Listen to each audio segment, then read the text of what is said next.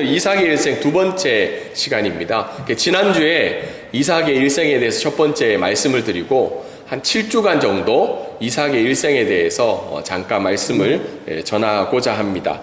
이삭의 일생에 지난주도 말씀을 드린 것처럼 한 4장 정도가 창세기에 아브라함의 일생에 이어지고 있는데요. 그렇게 특별한 인생이지 않고 그렇게 화려한 인생이지 않고 또 그렇게 하나님을 잘 믿은 것 같지 않는 그런 삶들 가운데도 하나님이 그 언약을 어떻게 이루어 가시는가를 우리가 함께 은혜를 누리는 그런 시간을 가졌으면 좋겠습니다. 7월 28일자 뉴스에 보면 이런 제목이 나오더라고요. 삼전 닉스 블랙홀에 갇힌 경제와 사회. 그러니까 지난주에 한국 사회는 굉장히 대혼란이 있었죠. 몇 주간 주식이 9천을 넘었던 주식이 5천까지 내려오는 상황이었고, 또 그 일들로 인해서 한국 사회가 한국 경제와 사회가 어려움을 겪고 있었다고 이 뉴스 제목들이 꼭 한겨레뿐만 아니라 여러 뉴스에서 이 제목을 가지고 언론에 나친 것을 보게 되었습니다. 왜 그런가 하면 한 분기, 그러니까 한 해를 4분기로 나누는데 이 1분기 동안에 이 두 회사가 수익을 얻은 것이 150조 원이라고 합니다. 그러니까 이게 경제학적으로 설명할 수 없는 일들이 한국 사회의 경제에 끼친 거죠. 그래서 이 두 기업들 때문에 어떻게 해요? 주식시장이 활성화가 되고 주식이 굉장히 올라가게 되고 그 오름으로 말미암아 한 두 기업뿐만 아니라 그 주식 때문에 한국 경제가 오르락내리락 하는 상황들이 생기게 되었죠. 그래서 이런 상황들을 보면서 제가 여러 가지 SNS나 유튜브나 이런 걸 보면 온통 여기에 관련된 내용들만 사람들이 기록을 하고 나누는 이야기를 가지게 되었습니다. 근데 제가 이것을 보면서 사실은 주식이란 건 기업에 대한 투자죠.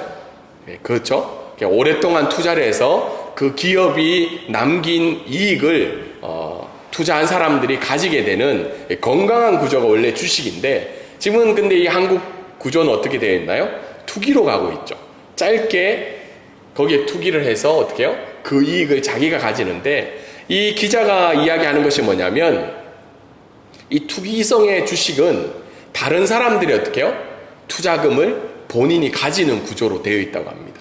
그래서 이런 투기와 투자로 섞인 이런 것들 때문에 한국 사회가 어려움에 가지는데, 근데 저희들이 이것을 가질 때 우리들에게 던져주는 메시지는 뭐냐면 이 두 개를 가진 사람과 두 개를 가지지 못한 사람들의 행복이 다르다는 거죠. 언론이 이렇게 계속해서 이야기하는 이유가 뭐냐면 이것을 가지는 자는 행복한 삶을 가질 수 있고 이것을 지금 가지지 못한 자는 행복할 수 없다는 걸 우리에게 암묵적으로 메시지를 던지고 있습니다. 근데 아이러니하게 이런 상황들이 우리들의 신앙과 믿음에도 영향을 주고 있다는 거죠. 지금 제가 2주 전에 한국을 방문했을 때 제 후배가 그런 말을 하더라고요. 형이죠. 이제 오랫동안 가졌던 형, 제가 참 마음이 아픈 게 교회만 가면 하나님 이야기를 하지 않고 온통 이 주식 얘기만 한다는 거예요. 그만큼 우리 교회 가운데도 또 믿는 신앙인 가운데도 이 세속화가 되어가는 영향력들을 거부할 수가 없다는 것을 발견할 수가 있습니다.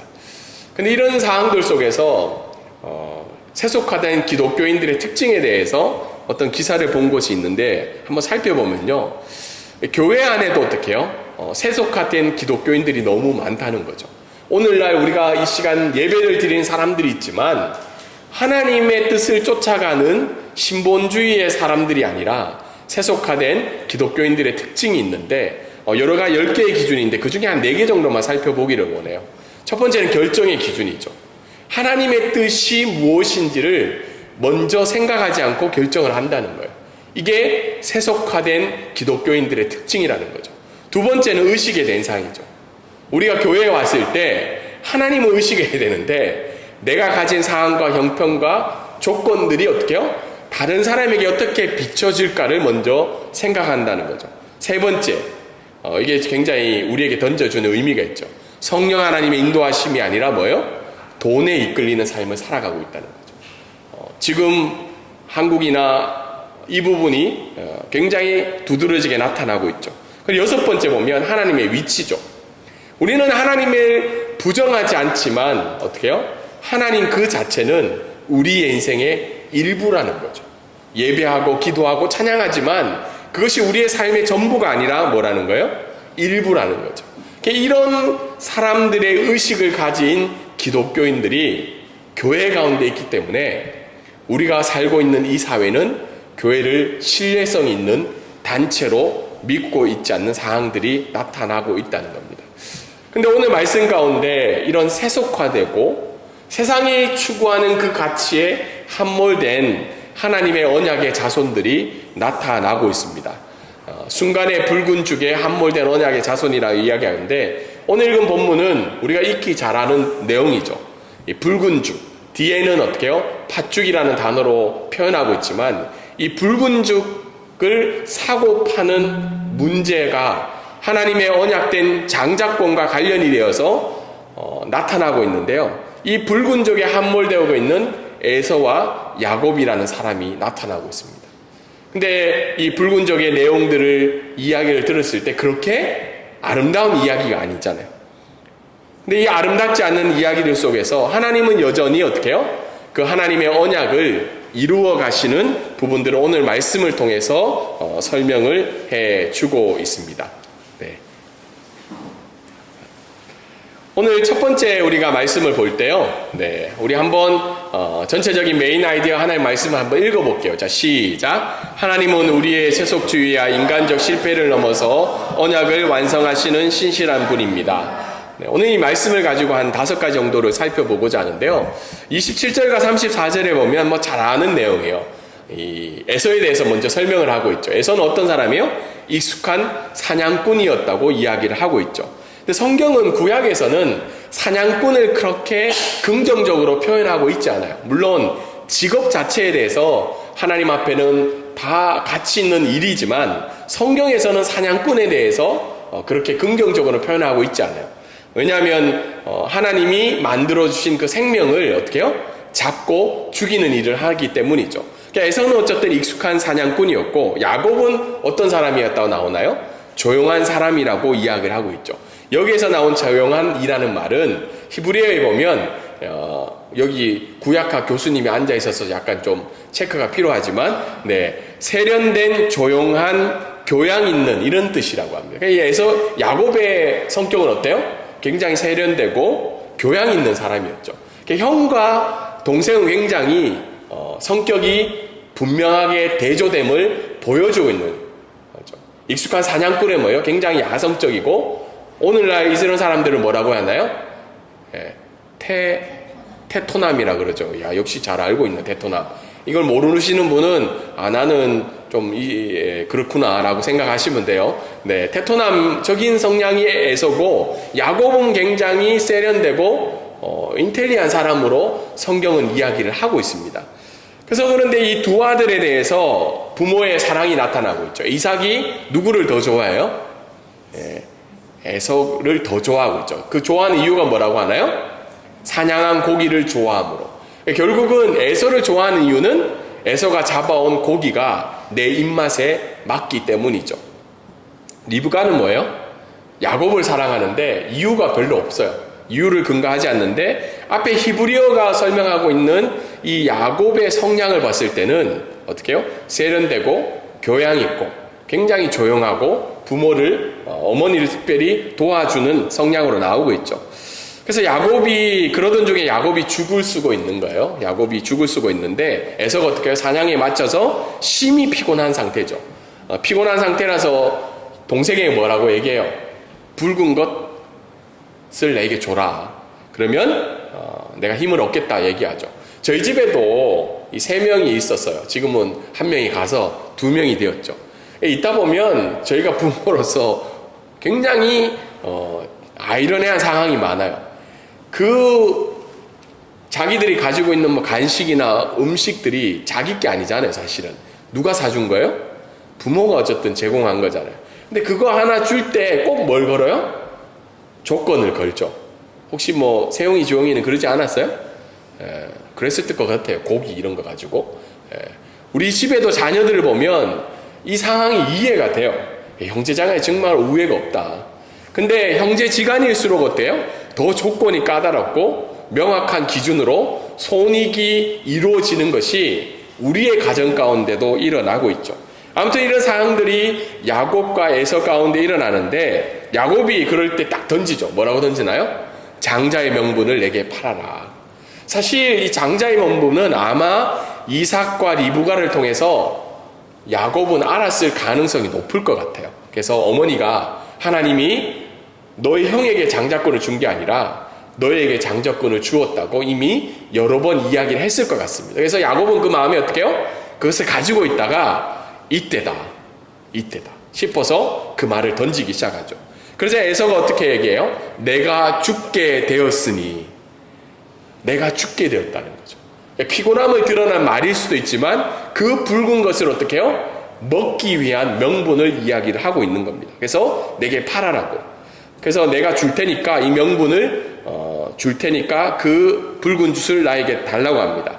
그래서 결국은 야곱이 맹세하라고 하고 그 팥죽을 넘김으로 말미암아 장자의 명분이 어떻게 해요? 야곱에게 넘겨가는 사항이 오늘 본문의 내용입니다. 이 본문을 가지고 몇 가지를 우리가 살펴보면 입맛대로의 사랑이 이 가정, 언약된 자손의 갈등과 분열의 시작이 되었다는 겁니다. 28절에도 나와 있는데 이삭이 에서를 좋아하는 이유는요, 하나님의 앞에 신실했고 하나님의 말씀을 따라 살아갔고 부모에게 효도했기 때문이 아니고 딱 한 가지예요. 뭐예요? 내가 좋아하는 음식을 내게 주었기 때문이죠. 직역하면 사냥감이 그의 입에 있으므로라는 표현을 하고 있죠. 분명히 이삭은 또한 리브가는 창세기 읽었던 25장 23절 지난주에 말씀드렸던 것처럼 큰 자가 작은 자를 섬기게 된다는 하나님의 말씀을 알고 있었음에도 그는 어떻게 해요? 자기 입맛대로 그 사랑을 배분하는 이 모습을 나타내고 있습니다. 이게 굉장히 아이러니한 거죠. 하나님의 말씀을 알고 있었음에도 불구하고 내 입맛대로의 사랑을 그들에게 보여줬던 거죠. 리브가는 어떨까요? 리브가는 하나님의 말씀을 지키는 것 같지만 그도 어떻게 해요? 편애적인 사랑을 그 가운데 보여주고 있다는 겁니다. 오늘날 기독교가 앞에 설명한 것처럼 세속하게 된 이유 중에 하나가 뭐예요? 내 입맛대로의 신앙 때문이라는 거예요. 우리는 하나님의 말씀을 모르는 사람들이 아니에요. 하나님의 말씀을 듣고 하나님의 기준이 무엇인지를 알매도 불구하고 그 기준을 다른 사람에게는 적용을 해도 내 자신과 내 자녀를 포함한 가정의 문제에 있어서는 그 기준을 적용하지 않을 때가 많다는 겁니다. 안타깝게도 목회자를 포함해서요, 중직자, 교회에서 우리가 교회의 중직자라고 얘기하는 장로님, 권사님, 안수집사님 그 가정에 자녀의 약 50%가 신앙생활을 하지 않는다고 해요. 이게 참 마음이 안타까운 일이죠. 부모의 세대는 열심히 교회를 섬기는데 자녀가 그 신앙의 유산을 가지지 못했다는 겁니다. 그 여러 가지 이유가 뭘까요? 그거는 분명히 뒤에 가서도 한번 설명을 드렸겠지만 부모의 입맛대로의 기준과 사랑 때문에 내 자녀가 하나님의 언약의 말씀을 이어받지 못했기 때문이죠. 갈등이 분열된 시작된 이 가정 가운데 왜 이런 일이 생겼냐면 첫 번째는 무엇을 가졌는지 그것을 알지 못했기 때문이죠. 31절에 보면 야곱이 이렇게 이야기해요. 형의 장자의 명분을 오늘 내게 팔라. 장자의 명분에 대해서 이 에서가 알지 못했기 때문이죠. 사실 에서가 넘긴 건 이 장자권은요, 원래는 유산에 더 가까운 내용이었어요. 이 당시의 문화에 의하면 장자는 유산에 두 몫을 가질 수도 있다고 합니다. 그러니까 다른 동생들보다 2배를 더 가질 수 있는 재산권을 가졌죠. 우리나라도 어떻게 해요? 과거에는 누가 대부분 다 가져갔어요? 저희 어머니가 8형제예요. 8형제인데 6명의 딸 그리고 아들이 2명인 집안이었어요. 근데 할아버지가 그 동네에 유지셨는데 저희 외삼촌은 아직도 그 재산을 가지고 살고 계세요. 40년 쓰셨는데도 아직도 남아있어요. 얼마만큼 많겠어요. 근데 저희 어머니가 넷째 딸이었거든요. 유산을 받았을까요? 못 받았을까요? 딸들은 하나도 주지 않고 외할아버지가 돌아가신 거죠. 어머니는 지금 그렇게 원망이 없는데 제가 볼 때는 야, 그래도 외할아버지 진짜 너무하시다. 아들들한테 2배로 주고 딸들한테 뭐라도 좀 남겼으면 우리 어머니 조금 더 행복하셨을 것 같은데 철저하게 재산이 분배되었던 거죠. 근데 에서가 생각한 건 영적인 장자권을 생각하지 못했다는 거예요. 단지 뭐예요? 그래, 내 지금 죽게 되었는데 뭐 내한테 재산이 안 오는 것도 아니고 조금 더 주는 거에 대해서 어떻게 해요? 쉽게 생각하고 그 장자권을 넘긴 거죠. 근데 이 장자권의 핵심은, 하나님의 언약의 장자권의 핵심은 재산이 아니라 뭐예요? 언약의 자손에 대한 장자권이라는 거죠. 하나님 나라에 대한 지위, 또 하나님 나라가 누구의 가정을 통해서 흘러갈까에 대한 이 영적 장자권에 대한 인식이, 무엇을 가진 거에 대한 인식이 에서 가운데는 없었다는 겁니다. 오늘 이렇게 방문하신 분도 많은데 태국은 왕정 제도가 아직 남아있는 국가입니다.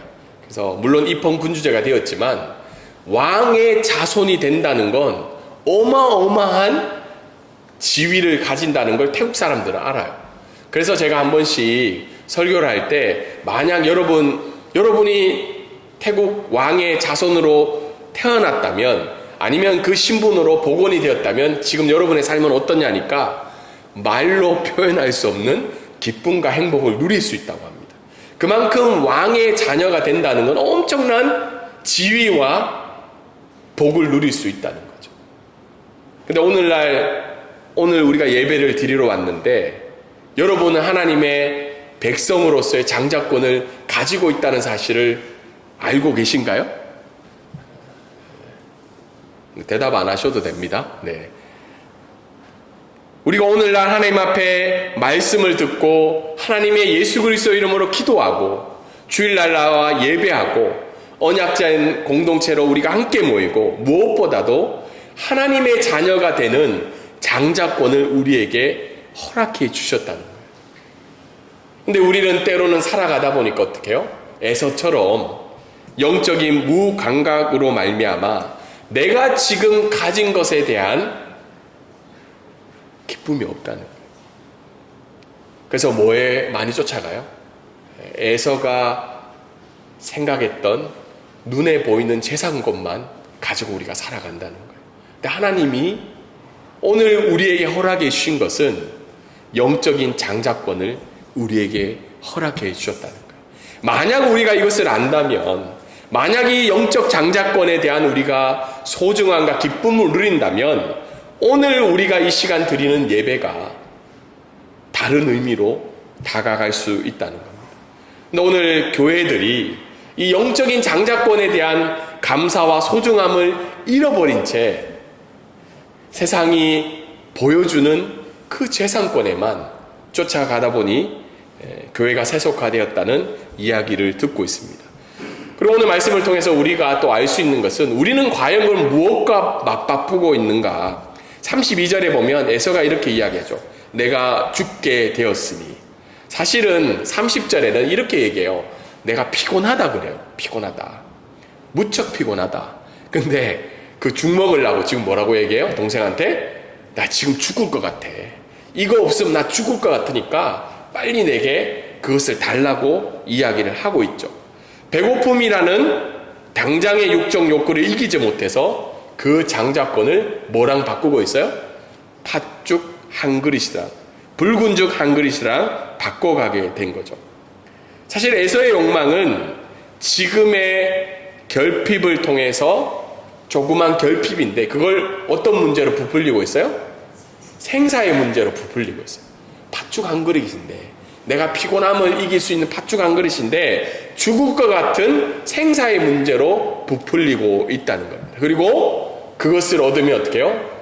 영적인 영원한 사치품을 영원히 누릴 수 있는 것으로 자기가 받아들이게 되었다는 거죠. 이게 에서가 취한 잘못된 방법이라는 거죠. 근데 야곱은 어때요? 야곱도 하나님이 분명히 어떻게 해요? 큰 자가 어린 자를 섬기게 될 거라는 하나님의 명분, 하나님의 뜻은 있었는데 그 명분 안에서 어떤 방법을 취해요? 성경적이지 않는 방법을 취하고 있죠. 그래서 오늘 말씀은 야곱이 지혜롭다는 게 아니고 에서가 취한 방법이나 야곱이 취한 방법이라 하나님이 기뻐하시지 않는 모습을 보여주고 있습니다. 오늘 이 말씀을 우리에게 주신 이유는 오늘 우리가 직면한 죽을 것 같은 것은 무엇이냐는 거예요. 오늘 예배드리는 우리들에게 약간의 부족함과 약간의 피곤함으로 드려지는 그 문제들이 언젠가는 우리에게 뭐예요? 죽을 것 같은 생사가 걸린 문제로 우리에게 도전하고 있다는 겁니다. 여러분, 사단은 우리에게 귀신을 보여주고 무서움을 보여줘서 자기 앞에 굴복하게 하는 것이 아니라 사단이 예수님을 시험한 것처럼 어떻게 해요? 우리들의 조급함과 욕망을 통해서 당장의 만족을 보여주면서 너 이거 가지려면 네가 가지고 있는 영원한 언약을 내려놓으라고 우리에게 이야기를 하고 있습니다. 여러분에게 정말 당장 죽을 것 같은 그것은 무엇입니까? 오늘 예배를 드려올 때 사실 여기 관광하러 오신 분도 있고 영해 오신 분도 있고 출장 오신 분도 있는데 사실 예배 시간 지키는 게 쉬운 일은 아니에요. 며칠 여행도 안 되는데 여러 가지 이유들이 우리에게 있잖아요. 또 우리가 한국 사회에 살아갈 때 당장 우리가 이 일을 해결하지 않으면 나에게 어려움이 찾아올 것 같은 그런 것들이 우리에게 늘 일상 가운데 있다는 겁니다. 오늘 하나님 말씀은 사탄이 그것을 통해서 영원한 언약을 내려놓게 한다는 겁니다. 또한 어떻게 해요? 오늘날 하나님을 위해서라는 이유로 내가 취하는 삶의 방법이 정당한가라는 거예요. 오늘날 많은 교회들이, 많은 그리스도인들이 하나님의 영광과 하나님의 뜻을 위해서 한다고 이야기하지만 어떻게 해요? 그 방법과 그 모습들이 하나님이 기뻐하시는 뜻에 부합하지 않을 때가 많다는 거예요. 많은 사람들이 지금 앞에 설명해서 아내는 저보고 그래요. 주식도 하지 않는 사람이 맨날 주식 얘기한다고. 근데 저는 하진 않아요. 근데 삼전 주식을 통해서 어떻게 해요? 유익을 통해서, 이익을 통해서 하나님이 기뻐하시는 뜻에 헌금하겠다는 사람이 적지 않아요. 한국교회에. 근데 그것이 과연 하나님이 기뻐하시는 방법일까? 우리 스스로를 점검해 볼 필요가 있죠. 그러면 우리는 하나님이 주신 그 영원한 언약을 어떻게 지킬 건가에 대한 질문을 던질 수 있죠. 34절에 보면 야곱이 떡과 팥죽을 에서에게 주매 에서가 먹음에 마시고 일어나 갔으니 에서가 장자의 명분을 가볍게 여겼다고 오늘 말씀은 마무리를 하고 있습니다. 사실 에서가 영원한 언약을 버리는 건요, 심각한 박해와 핍박과 어려움 속에서 그가 언약을 버린 게 아니에요. 그가 어려움을 버린 건 언제였어요? 사소한 일상이었다는 거예요. 배고픔, 약간의 결핍, 약간의 불편함, 약간의 어려움 있는 그 일상 속에서 그는 어떻게 해요? 하나님의 언약을 버리고 먹고 마시고 일어나 갔으니 에서는 망설임도 없이 뒤돌아봄도 없이 그는 그 자리를 떠나게 됩니다. 동일하게 우리가 영원한 언약, 하나님의 말씀을 버리는 일은요, 박해와 핍박과 어려움, 심각한 어려움이 아니라 우리의 일상에서 일어난다는 거예요. 여러분 삶 가운데 이럴 때가 있어요. 이보다 좋을 순 없다. 뭔가 잘 되어간다. 그때 우리는 하나님 주신 영원한 언약을 버릴 수 있고요. 때로는 우리에게 어떻게 해요?